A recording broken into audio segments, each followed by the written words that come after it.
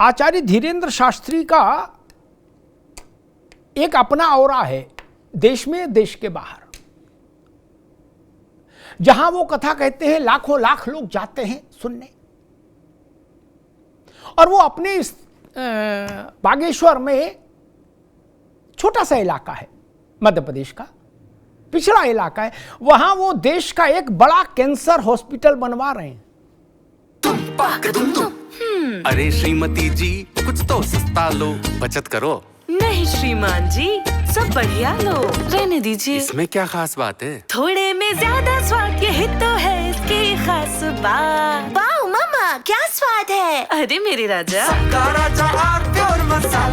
दादी के हाथों का जादू और खुशबू से महकता घर, माँ की मुस्कुराहट और खाने की सुगंध। MDH गरम मसाला, क्योंकि हर रिश्ता है स्वाद से जुड़ा।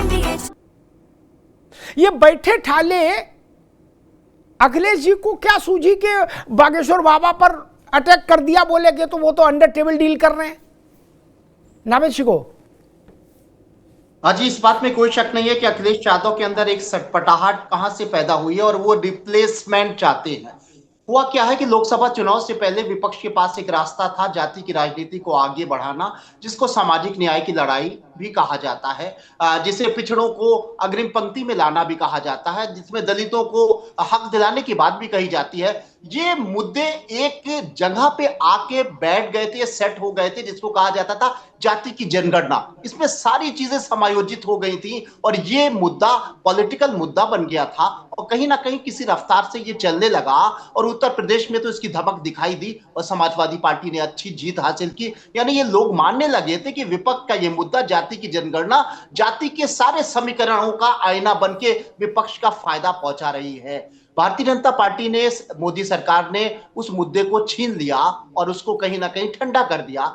उसके रिप्लेसमेंट के लिए अब अखिलेश यादव जी जाति के दूसरे मुद्दों को सामने ला रहे हैं और उनका मकसद सिर्फ ये है कि कहीं ना कहीं असमानता से जाति पैदा होती है। जाति की राजनीति सिर्फ इससे नहीं कि ये दलित है, ये अपर कास्ट है, यहां दिखाने की कोशिश की जाती है कि वो अपर कास्ट हैं तो उनको एक विशेष ध्यान दिया जाता है और दलितों और पिछड़ों को ना कथावाचक के तौर पे स्वीकार किया जाता है, ना उनको नौकरी दी जाती है, ना उनको समाज के मुख्यधारा पे, क्यों उनका मुद्दा है। और इस मुद्दे को अलग अलग इकाइयों में वो कहीं ना कहीं फैलाने की कोशिश कर रहे हैं। अब उनको किसी एक घटना से, छोटी मोटी घटना को लेकर उसको वृहद रूप ले रहे हैं, वो कथा वाली मामला। और कथा वाले मामले में धीरेन्द्र शास्त्री को शायद उन्होंने ये कहने की कोशिश की है कि ये शायद किसी बड़ी जाति के हैं, शायद ये इसलिए उनको इतना अच्छा मौका दिया जाता है, करोड़ों लाखों रुपए मिलते हैं। पर ये एक बात मैं कहना चाहूंगा कि मायावती जी के बारे में कहा जाता था कि मायावती जी चार्टर्ड प्लेन पे चलती हैं साहब, उनका जूतियां, उनके जूते जो हैं, उनकी सैंडल जो है वो करोड़ों रुपए में विदेश से आती हैं और साहब ये नक्शा वो नक्शा। तो बसपा के वोटर कहते थे मुझे अच्छा लगता है, मुझे अच्छा लगता है हमारा नेता, हमारे समाज का नेता इतनी ऊंचाइयों पे जाए, वो चार्टर्ड प्लेन से चले। तो इसलिए हिंदू समाज भी कहता है हमारा बाबा, हमारा संत, हमारा पुजारी सिर्फ भिखारी बना रहे, क्या एक झोला टांगे रहे, हमें तो अच्छा लगता है, विदेशों में घूमे, भगवान का नाम लेने वाला तो सचमुच बहुत ही धनवान होना चाहिए।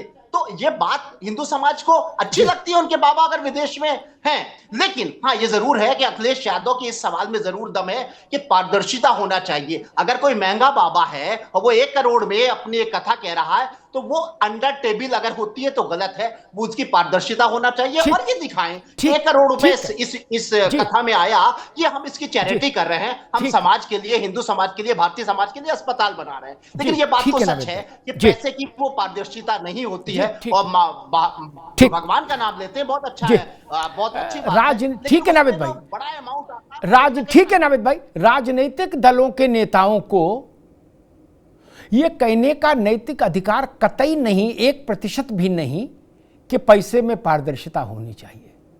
सियासी दलों में पैसे में पारदर्शिता है। पान वाले से पूछ लो, वो बता देगा क्या खेला चल रहा है। जैसे लोग विक्रम ऑटो में बैठ के पान खाने जाते हैं, किसी की गमी में जाते हैं, किसी के जन्मदिन में जाते हैं, वैसे लोग अपना निजी जहाज लेके घूम रहे हैं और वो लोग सवाल उठा रहे हैं धीरेन्द्र शास्त्री पर।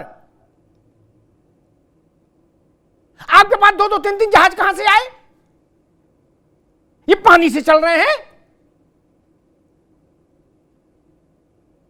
जहां शादी ब्याह हो तो हॉलैंड से कॉटेज बनाने वाला आए और पोलैंड से उसमें दिया बत्ती जलाने वाला आए।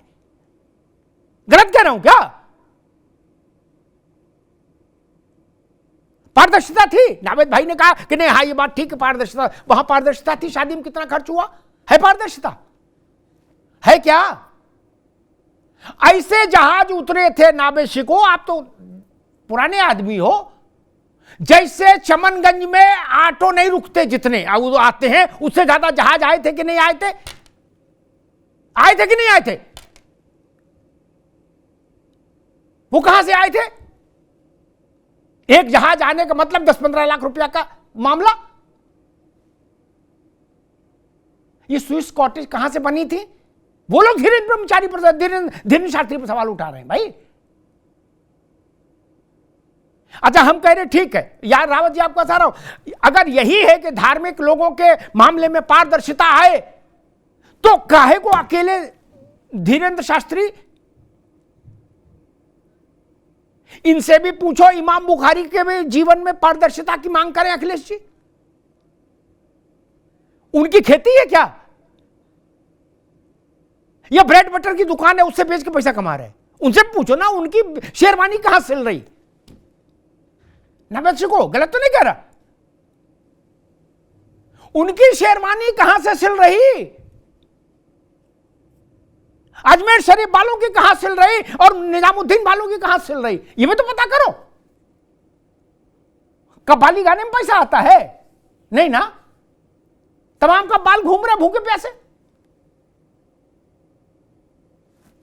अपना एक रहे। रावत जी, मैं समझ नहीं पाया कि राजनीतिक लोगों को इस बात का, सारी बात छोड़ भी दें, इस बात का तो ख्याल करना चाहिए कि जिस बाबा को सुनने के लिए श्रद्धा के साथ करोड़ों लोग आ रहे हैं, क्या आपका तो नुकसान हो जाएगा? आप उसको टारगेट पे लोगे, एक। और दूसरा, मुझे पता नहीं कि सपा के लोग कितना उस चीज को समझे, या नावेद भाई ने कभी प्रैक्टिकली देखा कि नहीं देखा, लेकिन मैंने प्रैक्टिकली देखा। छतरपुर में धीरेन्द्र शास्त्री के दरबार में जितने लोग जाते हैं, बागेश्वर धाम के दरबार में, उसमें 90% पिछड़े वर्ग के, दलित वर्ग के लोग हैं, क्या, जो वहां जाके माथा पटकते हैं बालाजी दरबार में। उससे बड़ा पीडीए है क्या किसी के पास? रावत जी जी बिल्कुल ठीक है।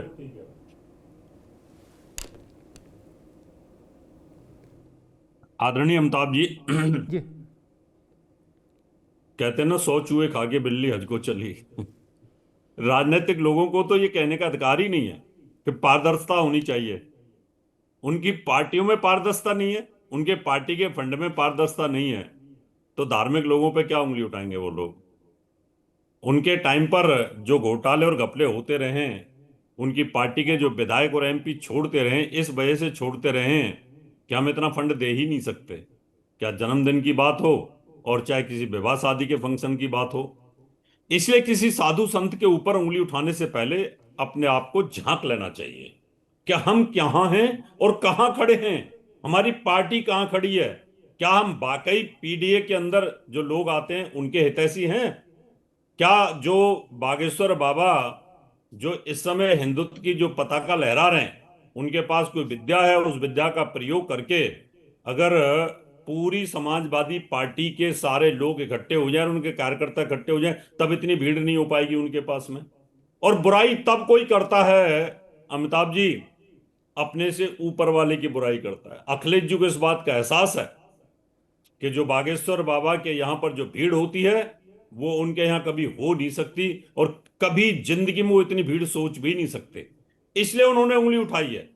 इसलिए वो लोग इस तरह की बातें कर रहे हैं जिससे कि कहीं कि हम ध्रुवीकरण कर सकें वोटों का और हम पीडीए को अपनी तरफ खींच सकें। लेकिन इसका खामियाजाना उनको भुगतना ही पड़ेगा। उसका कारण यह है कि बागेश्वर बाबा के साथ में जो आपने कहा कि बहुत सारे लोग, 90% लोग वही जुड़े हुए हैं जो पीडीए के अंदर आते हैं। उनकी श्रद्धा है, उनका काम होता है, उनको लाभ मिलता है, उनको अच्छा लगता है। और अगर कोई धार्मिक व्यक्ति अगर सब लोगों को जोड़ने में सक्षम होता है और सनातन धर्म इससे मजबूत होता है, हिंदुत्व मजबूत होता है, तो उनको चिढ़ नहीं होनी चाहिए। उनको तकलीफ है कि बागेश्वर कम हो जाए और उनका जो मुस्लिम वोट बैंक है वो आगे की तरफ बढ़ना चाहिए।